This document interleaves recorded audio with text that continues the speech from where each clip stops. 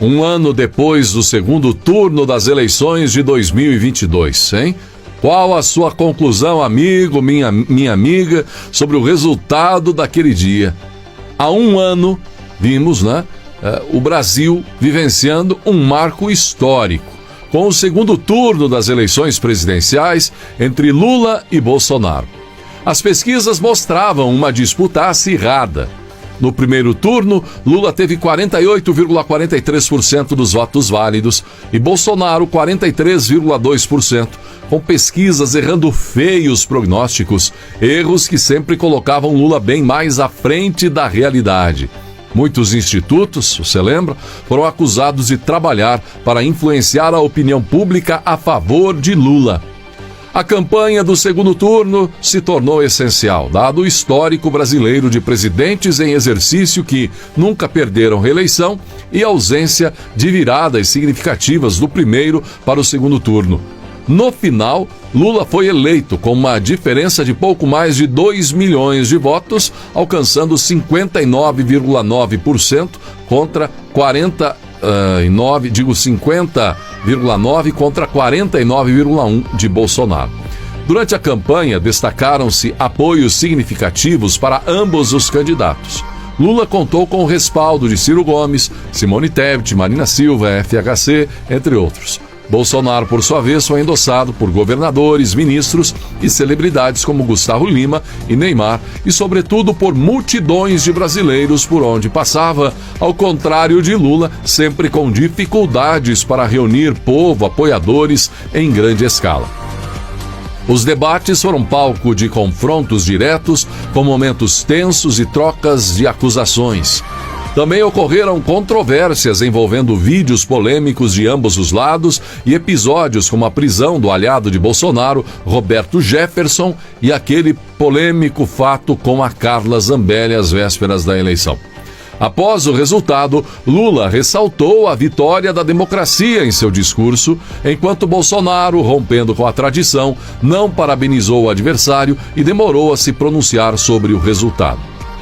Após um ano, brasileiros, ou após a eleição, brasileiros, se reuniram em manifestações pelo Brasil, pela estranheza dos resultados, sobretudo no Nordeste brasileiro, resultado extremamente desapontador para apoiadores de Bolsonaro.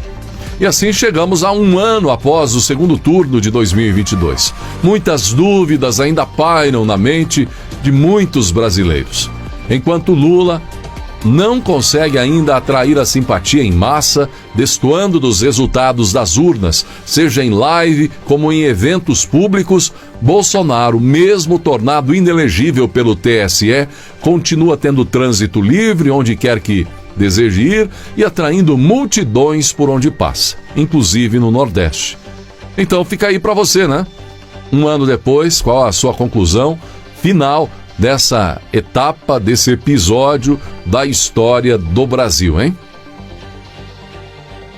A Marinha do Brasil enfrenta uma grave situação financeira e já pode fazer uma avaliação dos primeiros meses de Lula ou da mudança de governo, necessitando urgentemente de recursos, investimentos. Por exemplo, em um prazo de 5 anos, a instituição terá que aposentar quase 40% de suas embarcações, aumentando a vulnerabilidade do país a ameaças externas. Além disso, o ajuste fiscal do governo para bancar as despesas dos quase 40 ministérios de Lula compromete recursos essenciais, como combustível e munições. É isso mesmo, hein? Em 2023, de 79 milhões de reais previstos para munições, apenas 6,8 milhões foram destinados, menos de 10% do valor. Então, foi destinado. E ainda somente 57% do combustível mínimo necessário foi fornecido. O almirante Marcos Sampaio Olsen, comandante da Força Naval, alertou para esse cenário preocupante. Deu uma entrevista ao Estadão falando disso. A manutenção dos investimentos da Marinha é preocupante, diz, já que há 43 embarcações próximas do final de sua vida útil. Essas incluem embarcações de defesa, patrulha e até hospitais que atendem regiões como Amazônia e Pantanal, o que representa cerca de 40% dos meios operativos. A falta de reposição desses meios pode afetar a capacidade de ação da Força Naval em diversos aspectos, desde a defesa da soberania, em momentos onde tem Maduro por aí, né, ameaçando alguns países, até ações de apoio ao Estado, diz o comandante. Então vamos ver o que vai resultar dessa crise de investimentos, dessa reclamação do comandante da Marinha Brasileira. O que você acha, hein? Em tempos de melancia, que mais? Em tempos de tantos assuntos em evidência com o Exército, a Marinha, a Aeronáutica do Brasil, agora mais essa informação que está repercutindo intensamente por aí.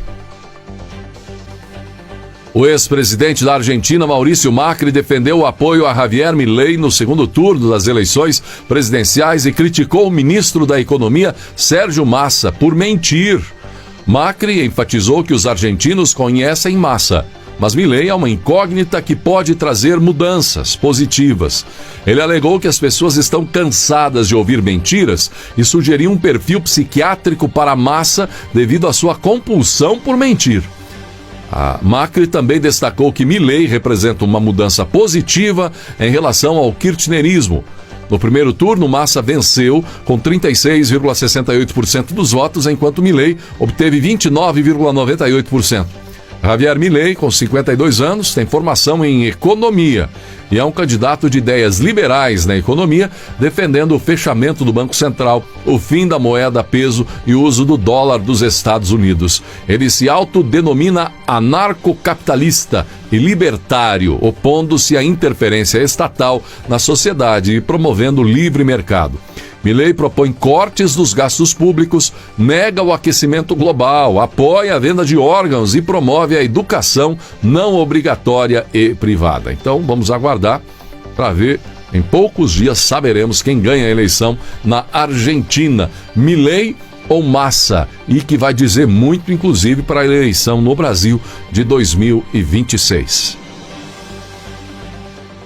O corpo da DJ e tatuadora alemã Shani Luke foi encontrado, né?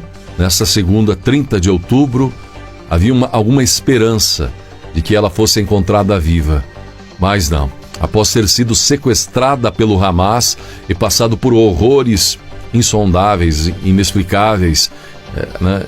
A confirmação veio por meio de uma publicação no Instagram de sua irmã Adi, e também foi confirmada pelo governo de Israel em uma postagem nas redes sociais. O corpo de Shani apareceu seminu na traseira de uma caminhonete em Gaza, na fronteira com Israel, onde os terroristas do Hamas desfilaram com ela, tornando seu caso amplamente conhecido. Após as imagens chocantes, a mãe de Shani chegou a anunciar que ela estaria viva, em grave situação. Mas posteriormente, então, foi confirmado que um osso da base do crânio da vítima foi encontrado e correspondia ao DNA da DJ, levando à triste conclusão de que ela, sem aquele osso do crânio, não poderia estar mais viva. Que lamentável notícia das tantas que estamos vendo após o ato bárbaro desses terroristas do Hamas que colocaram sua população inocente da faixa de Gaza, agora no que estamos vendo, sob o ataque de Israel, na legítima defesa de Israel, mas também é de cortar o coração e imaginar, né, que por loucuras de bárbaros, essas crianças, idosos, mulheres, homens, cidadãos, têm que pagar o preço, estão pagando o preço, que é caríssimo, né? É de partir o coração. Parte o coração de lembrar de vítimas como essa jovem alemã, os brasileiros que perderam a vida ali pelos bárbaros ataques e também por essas vítimas agora do ataque, da resposta de Israel. É o mundo que a gente vive, é por isso que os religiosos dizem, baseando-se nas escrituras, que o ser humano tem o pecado enrustido em sua vida, em sua essência, e não tem muita esperança de que isso vai ter um resultado diferente no futuro, com mono, com não sei o que e tal. É o caminho da humanidade que não consegue aprender